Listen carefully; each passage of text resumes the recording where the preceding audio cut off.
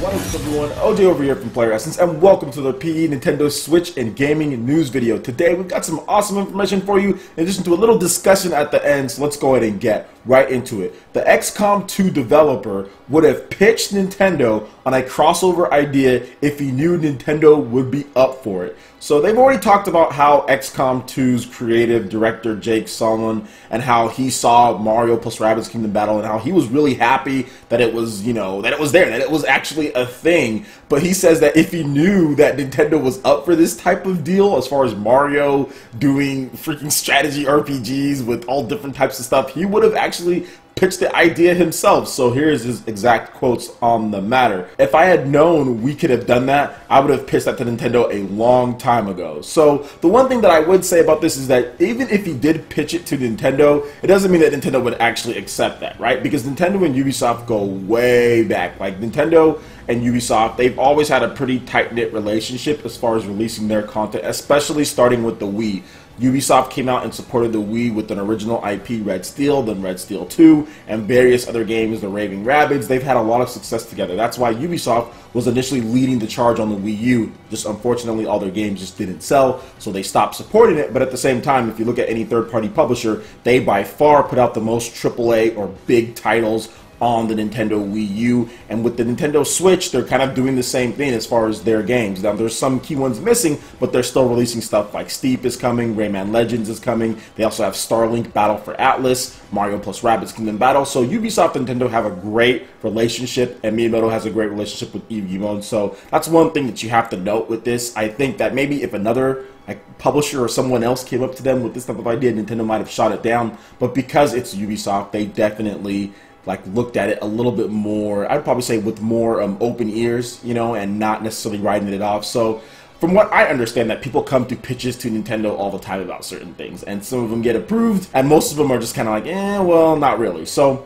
we'll see what happens with this game. I'm looking forward to it. People have played it. People say it's really good. I love the vibrant graphics, and I love the strategy RPG XCOM style of gameplay. I've always been a big fan of that style. Are you excited for Mario plus Rabbids Kingdom Battle? I'd love to hear you guys' thoughts. All right, and moving on to the next article here, I wanted to talk about this as far as Nintendo's statement, because there's been quite a number of concerns from people when it comes to the Super Nintendo Classic stock, as far as how much they're going to have. But if any indication as far as the UK goes, that there's going to be quite a number. But Nintendo also released a statement, and I wanted to go over this statement in exact detail as far as what Nintendo has said when it comes to the stock of the Super Nintendo Classic. So, quote, "We aren't providing specific numbers, but we will produce significantly more units of the Super NES Classic Edition than we did of the NES Classic Edition. Super Nintendo Entertainment System Super NES Classic Edition is currently planned to ship from September 29th until the end of the calendar year 2017.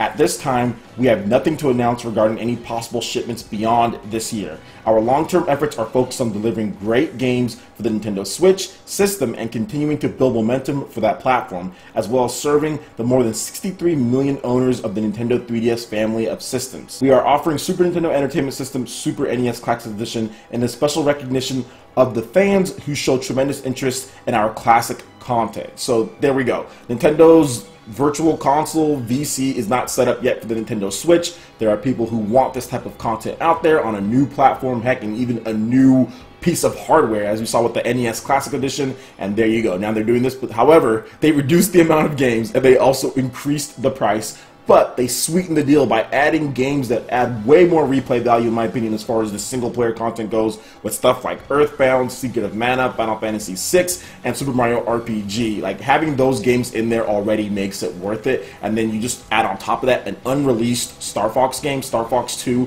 that just sweetens the deal like by 1,000,000%. But anyway, there is the statement there, guys. And I was actually able to reserve my own Super Nintendo Classic on Amazon UK. I think I just reserved it just because I like the look of it. Although I do like the look of the American Super Nintendo more. Some people say that the European one looks better. That's just my own personal preference. But I will be getting both of them. So necessarily, you don't have to worry about it being as limited stock like the NES Classic Edition was. So just make sure you go and get it this year. Do not wait till 2018. Do not wait. Like, if you see one in the stores and you know that you want one, or you know you're going to want one in the future, just buy it because it's going to be there. They're going to have stock of it. Obviously, they're going to do a lot better job because I was able to reserve mine on Amazon UK like an hour or so after pre-orders went live. So there was a lot of people pre-ordering it. Plus, they went out of stock, and then more places have gotten more of them. So I don't think we were even able to pre-order the NES Classic because there was just so limited stock. But this time, they're going to keep producing it, and I think that's why they cut it off so soon, is because they knew they wanted to do this.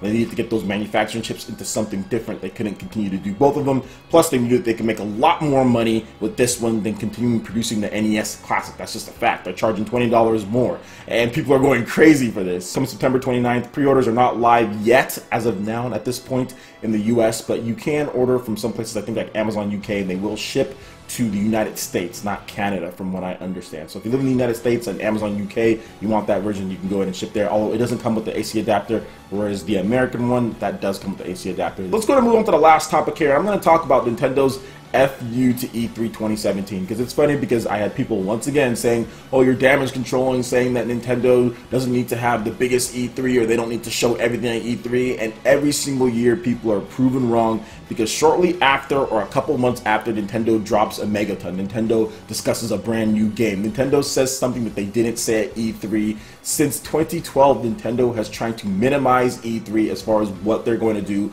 not announce everything. This is something that's been going on for years, yet you have people, not even just youngins, we're talking about people my age and older that are saying E3, Nintendo's got to show everything at E3, E3, E3, and Nintendo drops this news as far as the Super Nintendo Classic. Think about it. What if they drop this news during the Spotlight presentation? Metroid Prime 4 was huge, right? What if they dropped that right afterwards, like, hey, we also have this, and it has the unreleased Star Fox 2. They would have super won E3. In my opinion, they already won E3, but they would have super won E3. But Nintendo's like, we don't have to do that. We can talk about it later. Because E3 isn't everything for Nintendo. Once again, there's no need to drop all the news at E3, and this just shows it. Nintendo could have easily announced this system at E3, but they chose not to because they don't need to. Nintendo Directs are a thing. Heck, simple PR releases. That's how Nintendo rolls. They don't care about some type of industry standard that people think that they need to show everything at E3. Heck, they didn't even have the Switch at any E3s when it comes to before it was launched. Think about that. A system that never was played or shown at an E3 press conference, yet launched successfully. I don't know if there's any modern system in this time that has done that. I don't think there has been. That's never been shown at an E3 since E3's been around, yet it successfully launched. That's insane, but that's just one thing that I want to let you guys know. So for next year, when I say, yeah, E3's big, but do they need to reveal every single thing? When I say that, again, people, please do not come at me. Please do not come at me, because this is what Nintendo does. They've been doing it, and they're going to continue doing it because Nintendo Directs are a thing, and they don't want necessarily their announcements to be cluttered by all the other stuff that's going on, because even with E3 being how many weeks old at this point, like going on 2 weeks or something like that, there's still some news that slipped through the cracks because there's just so much stuff going on, and Nintendo rather isolate their events, whether it's through a Direct or just a simple PR release on a slow news week. This is one of the many FUs to E3 2017. This is not the only big announcement we're getting after E3. There's going to be more announcements that when Nintendo reveals them, you'll realize that they probably could have announced that at E3, but they chose not to in order to have an announcement later. So this is not the only one. There'll be many more. There'll be Directs. There'll be other just PR releases with new games or new things. Trust me, it's going to happen. There'll be third-party announcements. There'll be all sorts of stuff throughout the rest of the year. And once again, I will say, so yeah, Nintendo don't care about E3 as much as everyone says that they should, and they would be just fine because the NES Classic Edition wasn't announced at E3 yet. It's still selling very well according to the pre-orders, and as soon as those pre-orders hit US, it's going to be like a freaking madhouse. Trust me, it's going to be so bad. People are going to be trying to pre-order that so fast. So let me know what you guys think about this in the comment section below. Are you excited for the Super Nintendo Classic? I'd love to hear what you guys have to say. Alright guys, that wraps it up for this video here. Go ahead and check out the links in the description below. We've got Facebook, we've got Twitter. Go ahead and give us a like and a follow on all of our social media. It really helps us spread the content of PlayerEssence across the interwebs in addition to YouTube. Also make sure you check out our Patreon page. Pledge any tier and be entered in to win some awesome prizes each month. In addition to $10 prize eShop tournaments for Mario Kart 8 Deluxe, ARMS, Splatoon 2, and more. Also, we have Discord voice chat for all of our live streams. Go ahead and hit that like button if you did like this video. Lets me know you guys want more content like this going forward in the future. And subscribe to PlayerEssence for the latest news, reviews, discussions, and more. Thank you so much for watching, and we'll catch you Ninja for the next video. Peace!